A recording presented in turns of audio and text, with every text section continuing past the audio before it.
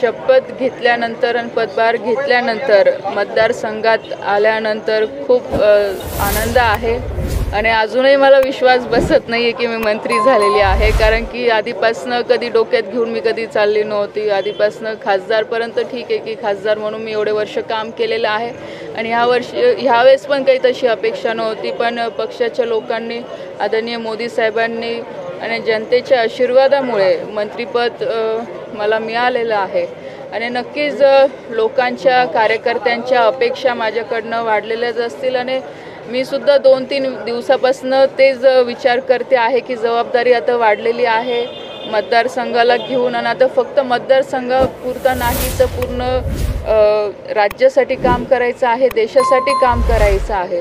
Challenges खूप नवीन आहे, कारण की एक खासदार म्हणून काम करणं आणि मंत्री म्हणून काम करणं याच्यातही खूप जमीन आसमानचा फरक आहे, कारण की 2 दिवसापासून मी सगळी डिपार्टमेंटची माहिती घेते आहे की कसं कामकाज आहे तिथलं.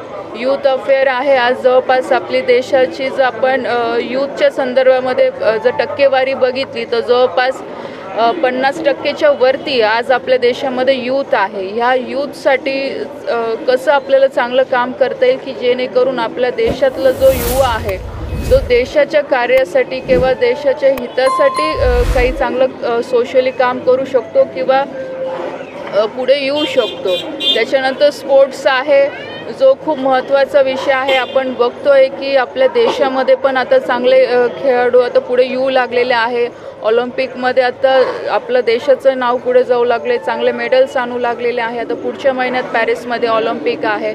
जवळपास आपल्या देशातनं 125 ते 120 10पर्यंत प्लेयरसुद्धा ह्यावेळेस जाणार आहे. तर ते ऑलिम्पिकची जी परंपरा राहिलेली आहे ती ग्रामीण भागापर्यंत कसं आणता येईल याच्यासाठी प्रयत्न करायचे आहे. तर चॅलेंजेस खूप आहे, पण नक्कीच जबाबदारी दिलेली आहे तर ती 100% पार पाडायची आहे, चांगल्या पद्धतीने पार पाडायची आहे आणि मतदारसंघाकडे पण लक्ष द्यायचे, मतदारसंघातले पण प्रश्न हाताळायचे आहे. तर आता नक्कीच माझा प्रयत्न राहील की चांगल्या पद्धतीने मी काम करेल आणि सगळ्यांचे खूप मनापासून मी आभार मानते. आदरणीय मोदी साहेब असतील, आदरणीय अमितजी असतील, नड्डाजी असतील, इकडे महाराष्ट्रामध्ये देवेंद्रजी असतील, बावनकुळे साहेब असतील, आपले गिरीश भाऊ असतील आणि जिल्ह्यातल्या सगळ्या जनतेचे खूप खूप मनापासून आभार मानते. कार्यकर्त्यांचे आभार मानते की तिसऱ्यांदा एवढ्या मोठ्या मतांनी निवडून दिलं. जेव्हा की आपण बघतोय की महाराष्ट्रामध्ये यावेळेस परिस्थिती वेगळी होती, पण रावेर मतदारसंघातल्या लोकांनी माझी साथ सोडली नाही. सगळ्या समाजातल्या घटकांनी माझ्या पाठीमागे राहिले आणि एवढ्या मतांनी मला निवडून दिलं. त्यांनी अपेक्षा होती तुम्हाला मंत्रिपद मिळेल अशी? मी आधीच सांगितलं की मला आजही म्हणजे आत्ता जस्ट मी ट्रेनमधनं उठल्यानंतरही मला वाटलं नाही की मी मंत्री म्हणून मी जाते आहे आणि अजूनही मला विश्वास बसत नाही. म्हणजे ते असं म्हणतात ना, एखादी वाईट गोष्ट पचवायला जसा वेळ लागतो तसं चांगली गोष्ट पचवायला पण वेळ लागतोय. मला अशातलं आता सध्या आहे. लोकांचा भल्या पहाटे मोठा प्रतिसाद मिळाल्याचा पाहायला मिळतंय, आपल्याला मोठा उत्साह आहे, अपेक्षा सुद्धा तेवढ्या वाढलेल्या आहेत. जळगाव केंद्रामध्ये मंत्रिपद मला असं वाटतं की खूप एम.के. अण्णांनंतर आत्ता झालेलं आहे आणि एक महिला म्हणून आणि रावेर मतदारसंघाला तो मान मिळालेला आहे आणि हे मंत्रिपद मी असं समजते माझं नसून सगळं जनतेचं आहे, कारण की आज मी त्यांची प्रतिनिधी आहे. आज मला मान मिळणं म्हणजे रावेर मतदारसंघातल्या सगळ्या जनतेला मान मिळणं आहे आणि नक्कीच तो मोठा मान आहे मंत्रिपदाचा. केंद्रामध्ये मंत्री असणं ही काही छोटी गोष्ट नाही आहे. तर याचं म्हणजे माझ्यासोबत सगळेच लोक आहेत त्याच्यासाठी. जळगाव जिल्ह्याचा जर विचार केला तर आपण जळगाव जिल्ह्यासाठी काय योजना राबवणार आहात युवकांसाठी? बघा, मी आधीच सांगितलं डिपार्टमेंट खूप मोठं आहे, कारण की आता हे फक्त जिल्ह्यापुरतं काम नाही आहे किंवा राज्यापुरता नाही आहे, तर पूर्ण देशासाठी काम आहे. युवकांना ह्या सगळ्या गोष्टींमध्ये जोडायसाठी आता 2-3 दिवसापासून आता मी पण सगळ्या डिपार्टमेंटचं आढावा घेते किंवा बऱ्याचशा गोष्टी मी पण माहिती करून घेते आहे.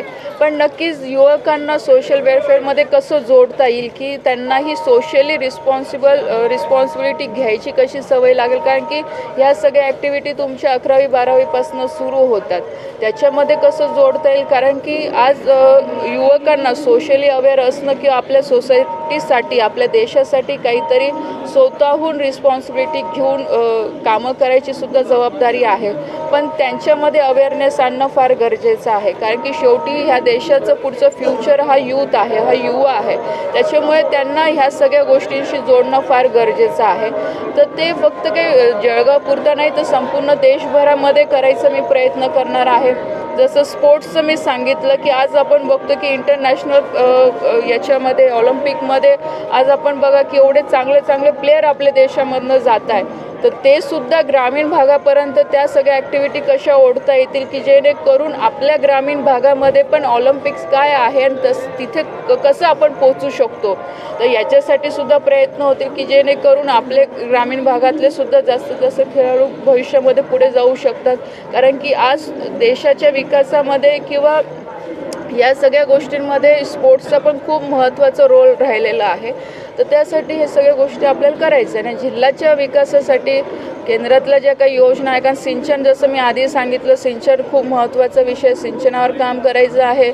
इथं कापूस आहे, केळी आहे, आपण सगळं शेतकरी वर्ग आहे, महिला बचत गट आहे, यांच्यासाठी काम करायचं आहे.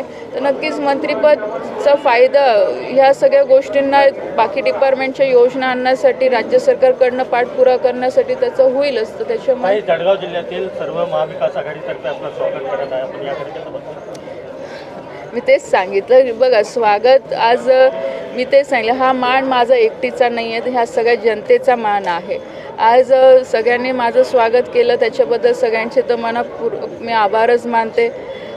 पण गांधी तीर्थ निसर्गाच्या सानिध्यात महात्मा गांधींच्या जीवनावरील जगातील पहिले मल्टीमीडिया म्युझियम. आजच भेट द्या. गांधी तीर्थ, जैन हिल्स, जळगाव. अधिक माहितीसाठी www.gandhifoundation.net वर व्हिजिट करा.